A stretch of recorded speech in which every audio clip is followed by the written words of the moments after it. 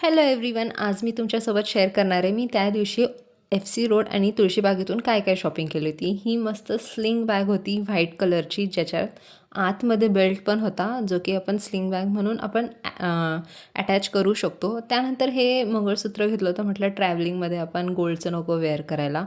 त्यानंतर Korean earrings आलेल्या होत्या, एवढ्या मस्त डिझाईन्स होत्या आणि एवढ्या छान छान ऑप्शन होते. खूप कन्फ्यूज होत होते की नक्की 3 कोणते घ्यायचे, कारण की 100ला 3 होते.